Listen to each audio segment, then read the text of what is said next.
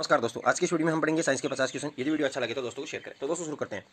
HCl यानी hydrochloric अम्ल का पीएच मान कितना होता है? तो HCl हाइड्रोक्लोरिक अम्ल का पीएच मान है वो 5.2 यानी अम्लीय होता है। जैसे ये पीएच स्केल है दोस्तों, ये पीएच स्केल मान लो, और यहाँ पे मान लो 7, यहाँ पे मान लो 14, यहाँ पे मान लो 0। तो 0 से 7 क्या होता है? अम्लीय। 7 से 14 क्या होता है? क्षारीय। और जो बिल्कुल 7 पे उसे क्या कहते हैं? उदासीन कहते हैं। तो इसकी प्रकृति क्या है? अम्लीय प्रकृति है। अगला है दोस्तों, दूध को दही में परिवर्तित करने वाला एंजाइम। तो जो ग्रामीण क्षेत्र में है, जो महिलाएं दूध जमाती है, तो वो दूध को दही में रूप में परिवर्तित करने वाला एंजाइम कौन सा है? रेनिन एंजाइम है। कौन सा एंजाइम है? रेनिन। दूध को दही के रूप में परिवर्तित करने वाला जीवाणु तो लैक्टोबैसिलस जीवाणु है, वो दूध को दही में परिवर्तित करता है। एंजाइम तो है रेनिन और जीवाणु है लैक्टोबैसिलस। अगला, प्रोटीन को तोड़ने का कार्य कौन करता है? तो पेप्सिन है, वो प्रोटीन को तोड़ने का कार्य करता है। प्रोटीन की कमी से कौन सा रोग होता है? तो मेरमस रोग या क्वाशियोकर रोग है, वो प्रोटीन की कमी से होता है, क्वाशियोकर रोग। अगला क्वेश्चन, पित्ताशय कौन सा रस स्रावित करता है? तो पीत रस है, वो पित्ताशय स्रावित करता है। पीत रस का पीएच मान कितना होता है? तो क्षारीय होता है, 7.7। कितना होता है? 7.7 होता है। शुद्धांत या छोटी आंत की लंबाई कितनी होती है? 6.5 मीटर इसकी लंबाई होती है। हमारे शरीर में भोजन का पूर्णतः पाचन कहाँ होता है? तो पूर्णतः पाचन छोटी आंत में होता है। दोस्तों जो भी हिंदी संबंधी अशुद्धि है उसको यार गलती से क्षमा कर लेना, थोड़ा सा आप इसे सुधार कर लेना जल्दी से, ये थोड़ी सी गलतियाँ हो गई। तो शरीर ऐसे लिखा जाता है। वृहदत्र यानी बड़ी आंत की लंबाई कितनी होती है? 1.5 मीटर। तो छोटी आंत यानी आपको पूछा जाए छोटी आंत बड़ी होती है या बड़ी आंत बड़ी होती है? तो दोस्तों नाम से बड़ी आंत तो छोटी होती है, लेकिन बड़ी कौन सी होती है? छोटी आंत होती है। इसकी लंबाई कितनी होती है? 6.5 मीटर।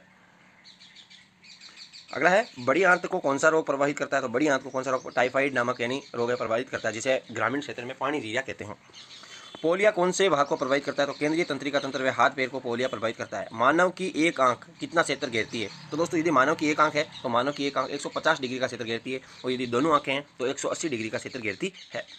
मानव व शरीर की आंख का पारसमान कितना होता है? तो मानव व शरीर की यानी मानव व शरीर की आंख का पारसमान होता है 25 सेंटीमीटर से लेकर अनंत।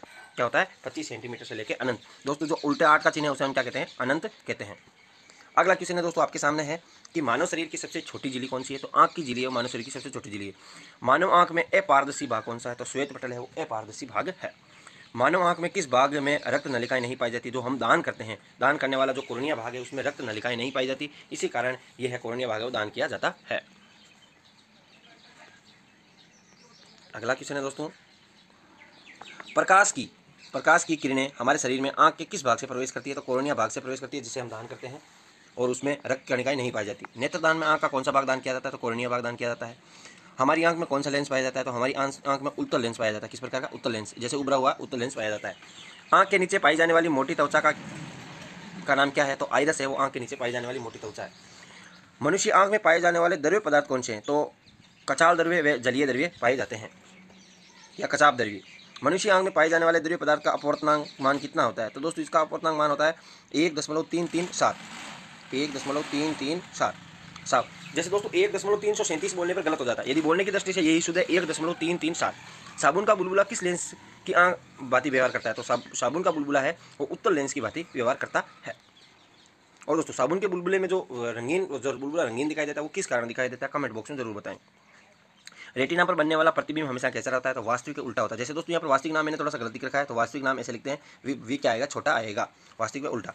बुढ़ापे में आंख में होने वाला रोग कौन सा है? तो जरा दृष्टि दोष है, वो बुढ़ापे में होने वाला रोग है। तो निकट दृष्टि दोष में ग्रसित व्यक्ति को कहाँ की वस्तु नहीं दिखाई देती है?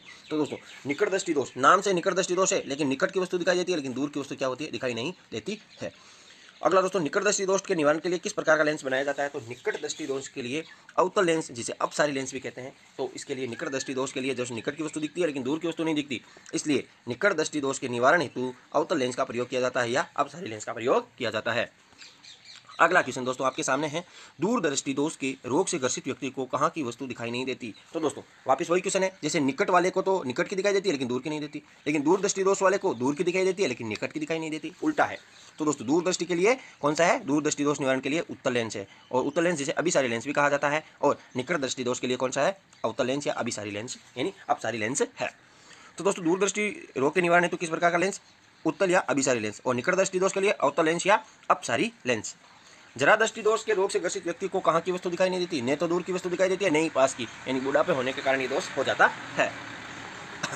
अगला क्वेश्चन आपके सामने है दोस्तों, जो बुढ़ापे में जरा दृष्टि दोष होता है उसके लिए कौन सा लेंस प्रयोग किया जाता है? तो दोस्तों द्विफोक्सीय लेंस, जिसमें उत्तल व अवतल यानी अपसारी व अभिसारी दोनों का क्या हो, मिश्रण हो।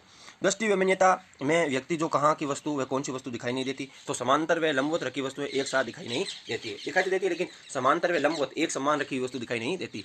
दृष्टि वैमन्यता के निवारण हेतु किस लेंस का उपयोग किया जाता है? तो बेलनाकार लेंस का प्रयोग किया जाता है।